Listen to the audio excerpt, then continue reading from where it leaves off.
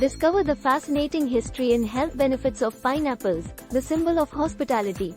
If you are new to this channel, please hit the subscribe button. Let's get into the content.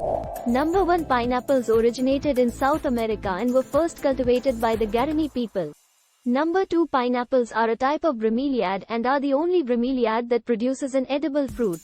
Number 3. Pineapples were originally called ananas by European explorers, but the name was changed to pineapple due to their resemblance to pine cones.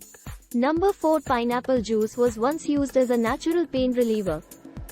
Number 5. Pineapples contain an enzyme called bromelain, which can aid in digestion and reduce inflammation. Number 6. Pineapple plants can produce fruit for up to 50 years. Number 7. Pineapples were once considered a symbol of wealth and status due to their rarity and difficulty to grow. Number 8. Pineapple is a good source of vitamin C, manganese, and dietary fiber. Number 9. Pineapple is the third most popular tropical fruit in the world, after bananas and mangoes. Number 10. Pineapple is the international symbol of hospitality and is often used as a decoration in hospitality settings. Thanks for watching. Please subscribe Shorts Shan Vlogs.